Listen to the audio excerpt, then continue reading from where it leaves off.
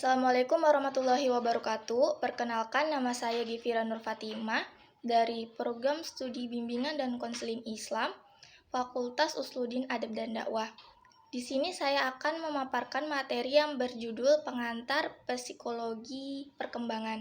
Sebelum masuk ke dalam judulnya, yaitu Pengantar Psikologi Perkembangan, saya akan menjelaskan terlebih dahulu apa sih itu psikologi.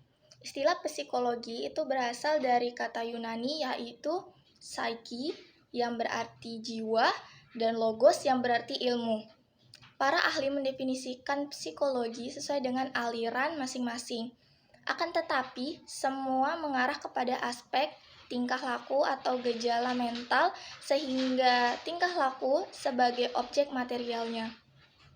Mempelajari psikologi berarti ada usaha untuk mengenal manusia, yang berarti dapat memahami, menguraikan, dan menggambarkan tingkah laku dan kepribadian manusia beserta aspek-aspeknya. Maka dari itu, dapat disimpulkan bahwa psikologi adalah suatu ilmu yang mempelajari secara ilmiah mengenai gejala-gejala jiwa atau tingkah laku manusia dalam hubungannya dengan lingkungannya. Sedangkan istilah perkembangan merujuk pada suatu proses tertentu, yaitu suatu proses menuju ke depan atau tidak dapat diulang kembali.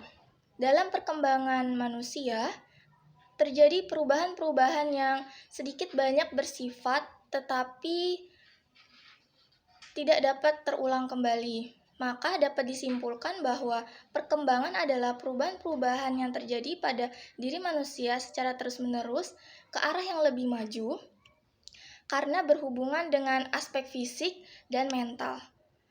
Jadi dapat disimpulkan bahwa psikologi perkembangan adalah ilmu yang mempelajari atau membicarakan tentang tingkah laku manusia yang masih dalam masa perkembangan, baik secara fisik maupun mental, yang terjadi terus-menerus melalui proses dan tahapan perkembangan.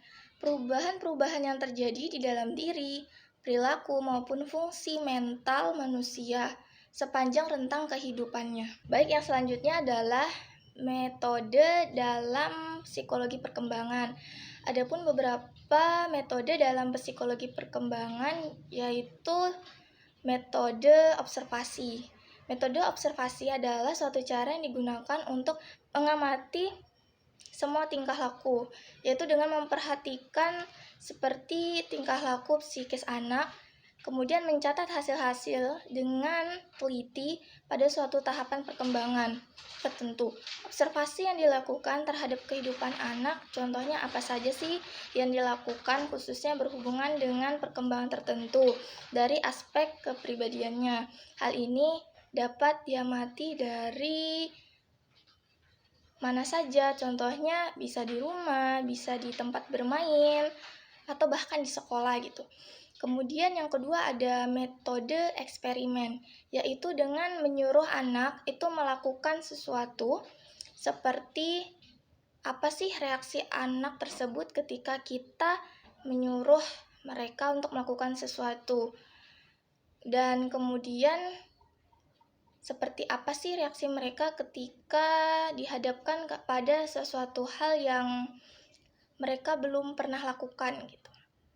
Dan terakhir yaitu metode tes, yaitu dengan memberikan pertanyaan-pertanyaan mengenai hal-hal yang mereka sukai atau tidak sukai, atau dengan menyuruh anak melakukan suatu tugas gitu.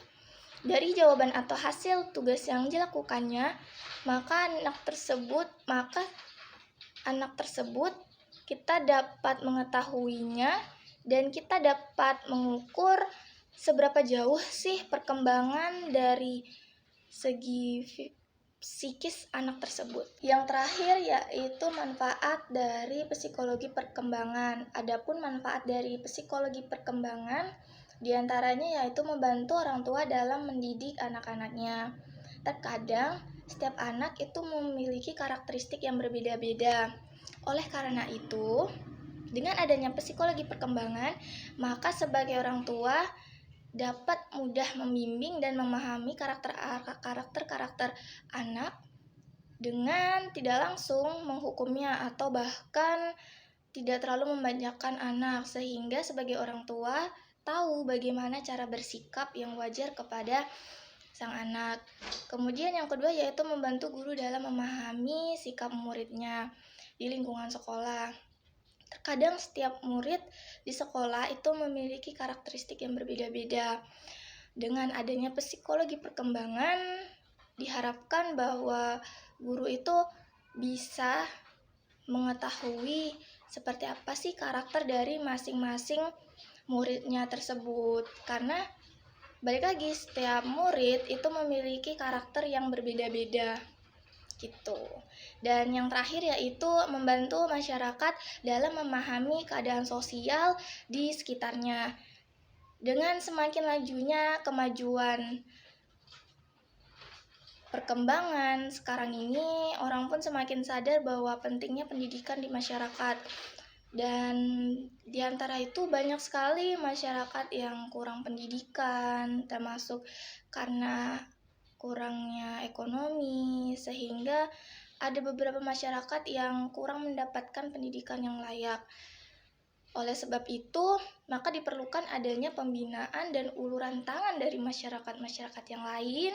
Contohnya seperti diadakannya kegiatan seperti membuka lapangan usaha untuk UMKM bagi masyarakat yang kurang mampu dari segi perekonomiannya, kemudian memberikan gerakan-gerakan sukarela dan membentuk perkumpulan remaja masjid bagi remaja-remaja yang tidak memiliki kegiatan yang bermanfaat, bisa gitu mengikuti perkumpulan-perkumpulan yang bermanfaat. Demikian pemaparan materi yang bisa saya sampaikan. Mohon maaf bila ada kekurangan dalam penyampaian materi. Saya akhiri. Wassalamualaikum warahmatullahi wabarakatuh.